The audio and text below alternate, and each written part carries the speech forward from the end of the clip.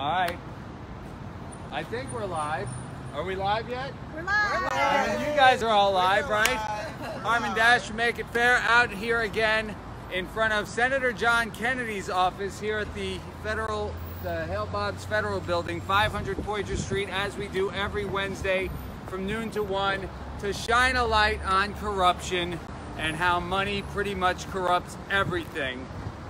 You know, when 9 out of 10 elections across the United States, from federal and state offices all the way down to school boards and city councils, when 90% of those elections are won by the candidate who raises the most money, you know that money might be corrupting democracy.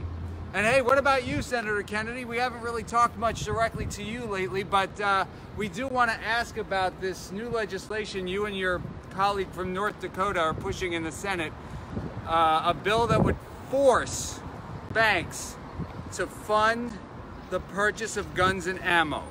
And you guys are saying that banks that don't want to do such a thing is tantamount to discrimination, and that's unconstitutional. I mean, how crazy is this? Do I have to remind you, Senator, that while the right to bear arms is a right, the Second Amendment is a right, the choice to bear arms is not. And trying to force private banks to fund that kind of purchase, totally unconstitutional. And we just have to wonder if this type of overreach has anything to do with that Russian oligarch money that was funneled through the NRA into your campaign coffers. I mean, does it have anything to do with that? I thought you were for smaller government, but here you are illustrating that maybe money corrupts everything. But it's not just in our elections, in that process. It's not just in how those elected enact policy. It's everywhere.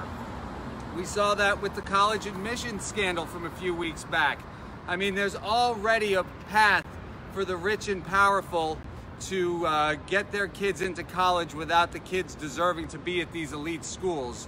But that scandal was outright fraud, stealing opportunities from those who couldn't afford to go to some of those elite schools, who worked their asses off to get there. And what about stealing some of those opportunities from the disabled or other special circumstances?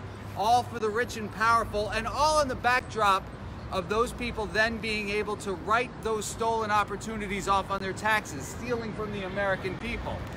How else? Oh, just yesterday, we saw Jussie Smollett be cleared of all charges and his case sealed, so we don't even get to see why he's been cleared of all charges. But let's just face it, the evidence that's in public view, pretty damning that he staged his own attack, and all we're left to see is that looks like his wealth privilege bought him out of trouble.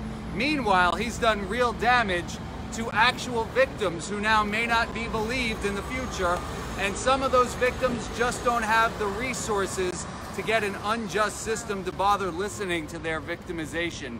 Won't even hear them out. So thank you for that, Jussie. Well, gee, do we have another example of that? Wonder. Do we have another example of something not being transparent? The Mueller. Let's talk about the Mueller report. We don't get to find out. Our tax dollars paid for Bob Mueller to do that job. And meantime, Trump picked Attorney General William Barr only provides us with a summary. Does not tell us the whole story. We deserve to know. We paid for it, but we don't get to know. And you've got an administration now claiming complete and total exoneration. I mean, even the summary says he wasn't exonerated, but we don't get to know the details, and we should. But money corrupts anything. You know, I'll tell you that William Barr was picked to be Attorney General probably on the fact that he put out some writings specifically describing how Trump could avoid going down thanks to the Mueller investigation. That's a conflict of interest.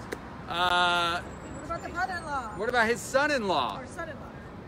William Barr's son-in-law is a lawyer who just recently, around the same time that Barr got the job, was picked to be on the White House counsel.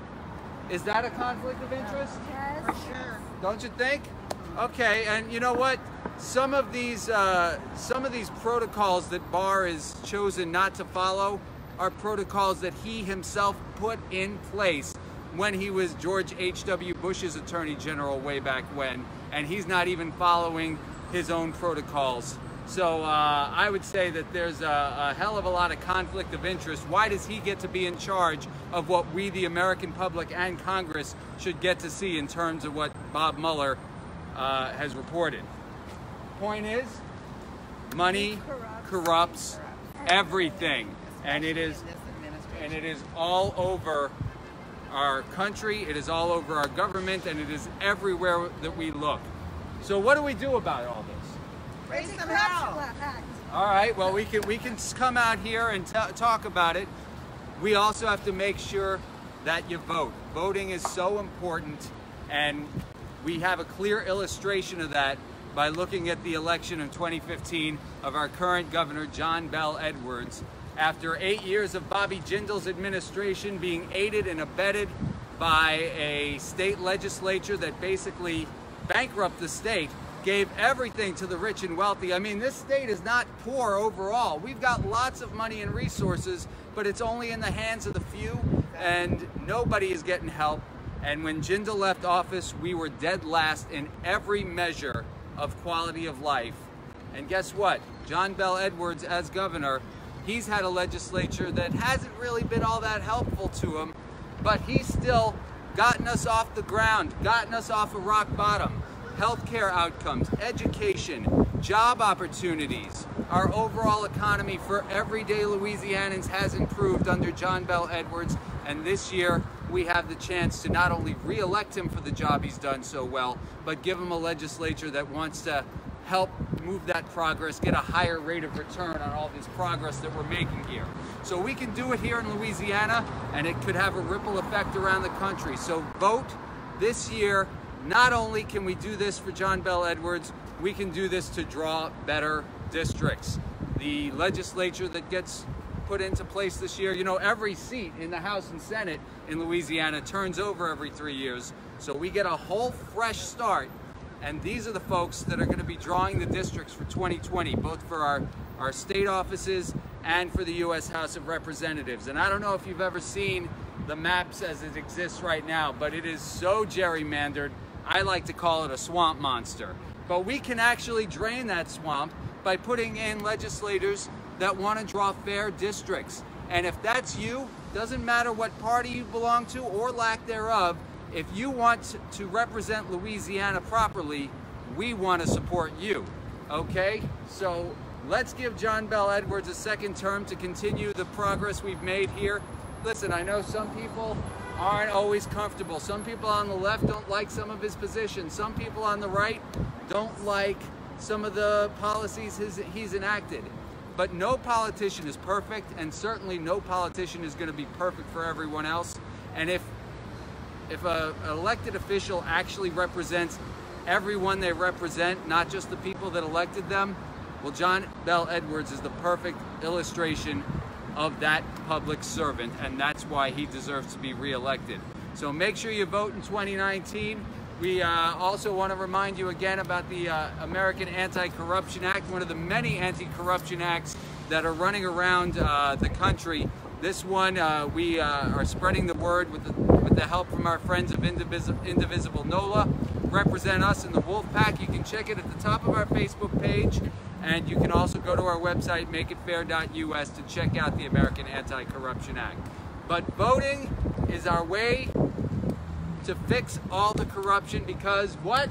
Money corrupts everything. Don't forget that. We'll be out here again next Wednesday, noon to 1, 500 Poydras Street between Magazine and Camp. For Make It Fair, my name is